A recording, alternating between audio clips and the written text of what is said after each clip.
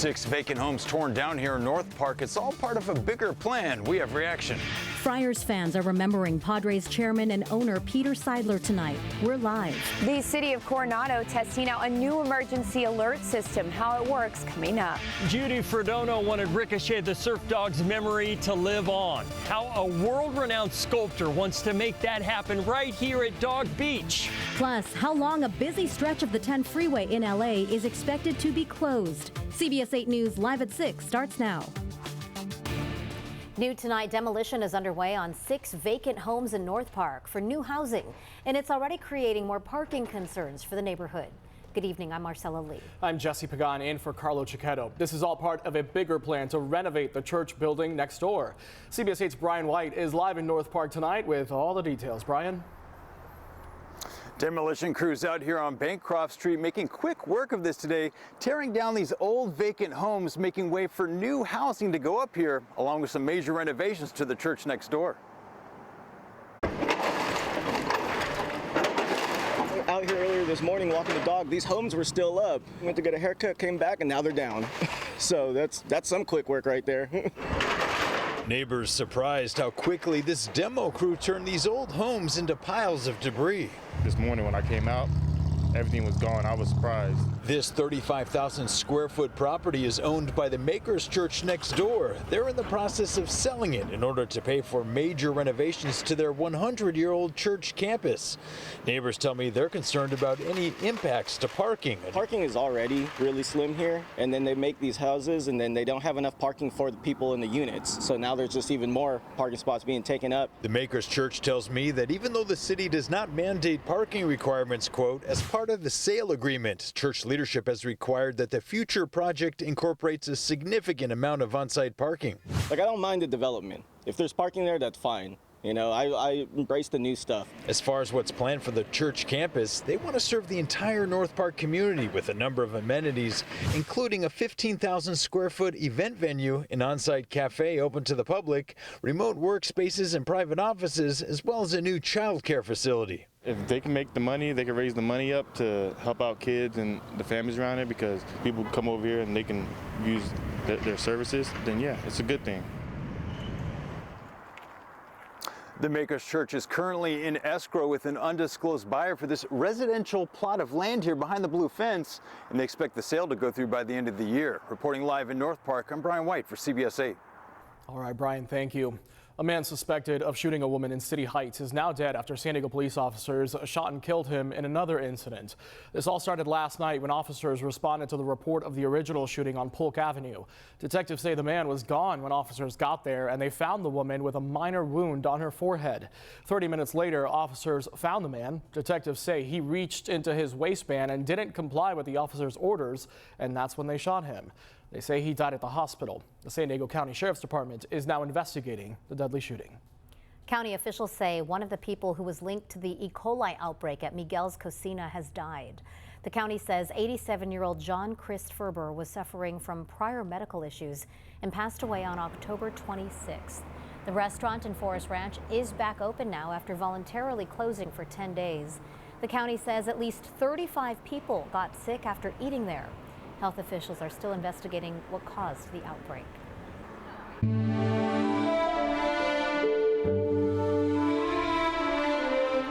Padres fans and the team are remembering chairman and owner Peter Sidler tonight. Sidler died earlier today at the age of 63. Jake Garriani joins us live now from Petco Park, where people have spent much of the day paying their respects. Jake?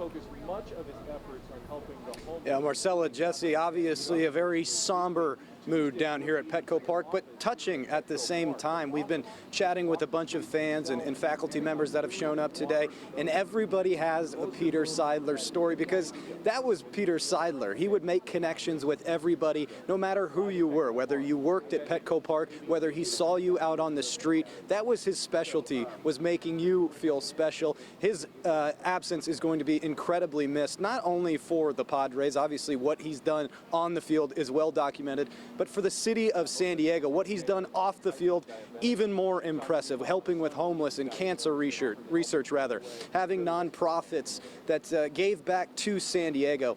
And we'll show you this memorial they have up here at Petco Park. that everyone has been coming to and laying flowers down and lighting candles and paying their respects to Peter Sidler. The Padres did release a statement today saying, "Today our love and prayers encircle Peter's family as they grieve the loss of an extraordinary husband, father, son, brother, uncle, and friend. Peter was a kind and generous man who was devoted to his wife, children, and extended family. He also consistently exhibited heartfelt compassion for others, especially those less fortunate. His impact on the city of San Diego and the baseball world will be felt for generations. His generous spirit is now firmly embedded in the fabric of the Padres. Although he was our chairman and owner, Peter was, at his core, a Padres fan. He will dearly be missed." Today, many folks came out, including Padres pitcher Yu Darvish, who you see here in this video, also paying his respects. We were able to catch up with fans today, and you can tell that he will be missed greatly. Well, he cared. He cared a lot. You know, it wasn't just a business for him. He truly did care. He cared for what he brought to the stadium, what he brought to the fans and the community. So he established a strong foundation. A foundation of winning, of at least trying to win and give us an opportunity, give something back to the community. And for doing so, I'm eternally grateful. One of the few owners we've had in San Diego who's just dedicated himself to providing a winning ball club. And I've heard so much about his philanthropic work as far as helping with the homeless in San Diego and helping others less fortunate. Peter Sidler forever changed the landscape of baseball in this city, and he did so with grace and class. The gates here behind home plate will be open until midnight and then reopen tomorrow at 6 a.m. and be open again until midnight. I'm Jake Ariani at Petco Park. Let's go ahead and send it back to you both. Thank you, Jake. Some encouraging news tonight when it comes to a shutdown stretch of the 10 freeway in Los Angeles. Governor Gavin Newsom says the stretch near downtown LA will not be demolished. It's expected to reopen now in 3 to 5 weeks instead. Caltrans has secured an emergency $3 million contract to clear the debris and repair the freeway, as you see there. Structural engineers are also still there working. The stretch of the 10 between Alameda Street and Santa Fe Avenue has been closed since a storage yard fire on Saturday. The city of Coronado is testing out a new emergency alert system. If you were on the island this morning, you might have heard it. CBS 8's Shannon Handy joins us live from Coronado tonight with the details and why leaders say it is needed. Shannon? Yeah, Marcella, the city of Coronado already has sirens positioned all over the island on poles, including one outside the Coronado Case Fire Department here. But the technology on them is old, which is why leaders here are testing out something new. If you were near the Case Fire Station in Coronado around 9 a.m. this morning, it's very likely you heard this. A siren followed by messages letting people know it's part of a drill and not a real emergency. This is a test of the Coronado Emergency Alert System. The Coronado Fire Department oversaw today's test as they explore options to improve the city's emergency alert system. Right now, there are sirens positioned throughout the island, but they're old and can only do so much. When you activate one, you don't always know why the siren is being activated. So with the LRAD technology, the nice thing about it is we could pre-record a message into the system, and we can actually broadcast that message across the community. This message is part of our ongoing efforts to enhance preparedness. Messages can range from information about an event to evacuation orders. This particular siren by the company Genesis is long range. It could be heard from miles away. We can also send separate messages to each one of the speakers so that we could say the people here, because we have limited access, we want you to start evacuating now. And then we're going to tell some of the other people that we don't want to evacuate until later. Coronado Fire Chief Jason Summers says while emergency alerts can be sent to people's smartphones, not everyone has access to one. This technology ensures they'll receive an alert just like everyone else in all types of scenarios, from wildfires to tsunamis and active shootings. It can be for emergencies, it could be for public safety. We heard it loud and clear. People in the area during today's test say they're in favor of whatever it takes to keep the community safe. For the community to be alert, there's so many things going around that we always have to be prepared. So I think it's a great attribute to what is already in place. This is only a test.